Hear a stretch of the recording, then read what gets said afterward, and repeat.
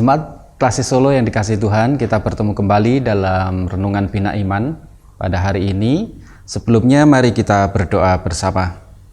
Kami mengucap syukur kepadamu Tuhan untuk hari ini karena pertolongan Tuhan yang tiada henti dalam hidup kami. Jika sebentar kami akan mendengar firman-Mu, kami mohon pertolongan-Mu agar Roh Kudus menolong kami, memimpin kami, sehingga kami boleh mendengar firman-Mu, memahaminya dengan baik, dan melakukan firman-Mu dalam kehidupan sehari-hari. Terima kasih ya Tuhan, di dalam Yesus kami berdoa. Amin. Saudara yang dikasihi Tuhan, renungan pada hari ini diambil dari Yehezkiel 24 ayat 1 sampai 14. Saya akan bacakan demikian. Pada tahun ke-9 dalam bulan yang ke-10, pada tanggal 10 bulan itu datanglah firman Tuhan kepadaku. Hai anak manusia, tuliskanlah tanggal hari ini. Ya, tanggal hari ini. Pada hari ini juga Raja Babel mulai menyerang Yerusalem. Ucapkanlah suatu perumpamaan kepada kaum pemberontak dan katakanlah kepada mereka, beginilah firman Tuhan Allah. Taruhlah kuali di atas api, taruhlah, dan tuanglah juga air ke dalamnya. Taruhlah potongan daging di dalamnya, semua potongan yang baik, paha dan punggungnya. Penuhilah itu dengan tulang pilihan. Ambillah domba yang terpilih dan susunlah juga kayu di bawahnya. Biarlah masakan itu mendidih dan tulang-tulangnya turut empuk di dalamnya. Oleh sebab itu beginilah firman Tuhan Allah. Celakalah kota yang penuh hutang darah, kuali yang berkarat di dalamnya dan karatnya tidak hilang daripadanya.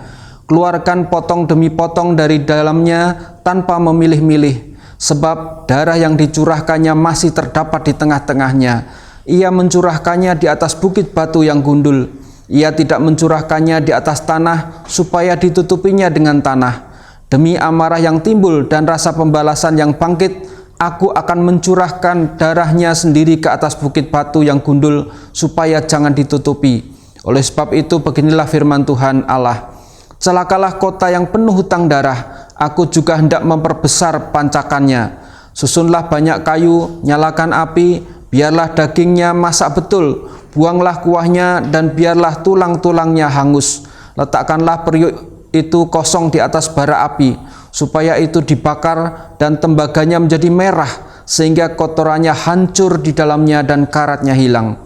Aku bersusah payah dengan sia-sia, sebab karatnya yang tebal tidak mau hilang daripadanya, biar di dalam api. Oleh karena engkau menajiskan dirimu dengan kemesumanmu, dan aku ingin mentahirkan engkau, tetapi engkau tidak menjadi tahir dari kenajisanmu, maka engkau tidak akan ditahirkan lagi sampai aku melampiaskan amarahku atasmu. Aku Tuhan yang mengatakannya, hal itu akan datang dan aku yang akan membuatnya. Aku tidak melalaikannya dan tidak merasa sayang, juga tidak menyesal. Aku akan menghakimi engkau menurut perbuatanmu. Demikianlah firman Tuhan Allah. Saudara, itulah bacaan firman pada pagi hari ini, dan berbahagialah yang mendengar dan melakukannya. Renungan hari ini mengambil judul Jangan Kompromi dengan Dosa.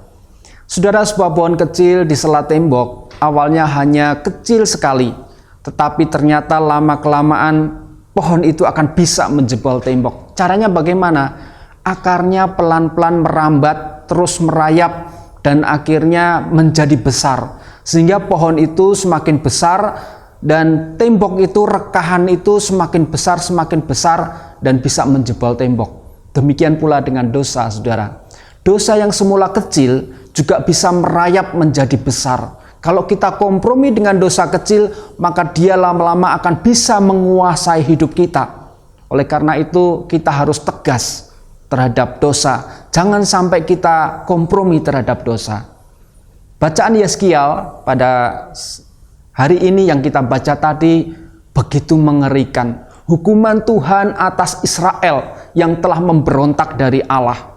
Kalau orang Israel mengatakan bahwa Yerusalem itu semacam periuk yang kuat, tidak akan ada orang yang menebus dan orang-orangnya akan aman di dalamnya.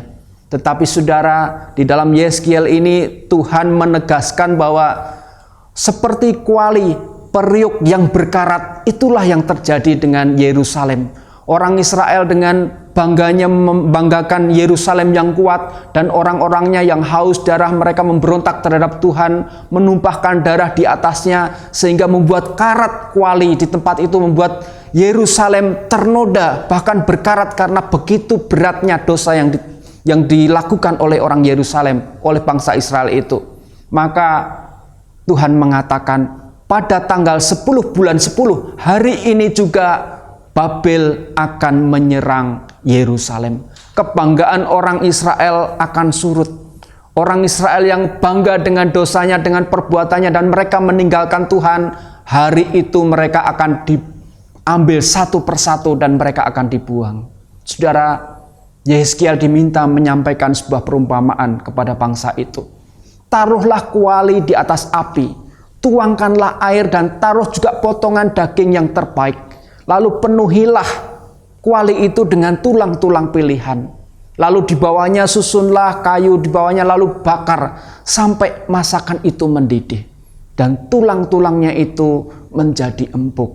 Saudara, ini sebuah gambaran bahwa kejatuhan Israel, kejatuhan Yerusalem yang menjadi pusat kerajaan Israel Selatan merupakan bentuk murka Tuhan atas pemberontakan mereka.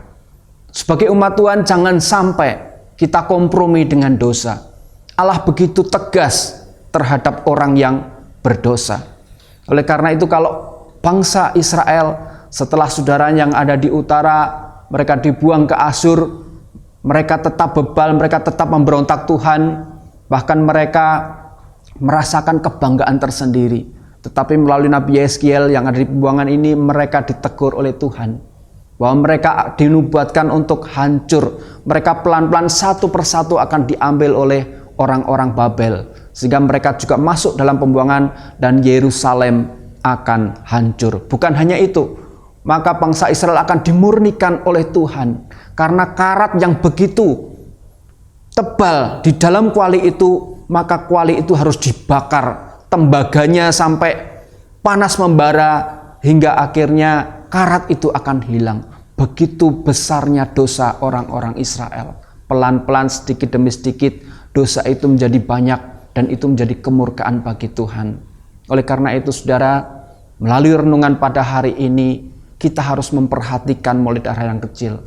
Jangan kompromi dengan dosa, walaupun itu dimulai dengan yang kecil. Karena dari hal yang kecil inilah yang akan bisa membuat Allah murka atas hidup kita. Mulai dari hal yang kecil, mulailah kita dengan hidup kudus, hidup berkenan kepada Tuhan. Tuhan Yesus yang telah menyelamatkan kita melalui darahnya di atas kayu salib. Jangan sia-siakan itu. Kita harus tetap bersandar kepada Tuhan. Jangan sampai kita menyalibkan Tuhan Yesus yang kedua kali. Kalau kita sudah diselamatkan, kita harus hidup kudus, hidup dalam perkenan Allah, hidup seturut dengan firman Tuhan. Karena itu, tetaplah teguh, jangan kompromi terhadap dosa, dan terus ikuti firman Tuhan. Kiranya Tuhan menolong dan berkati kita. Amin. Mari kita berdoa.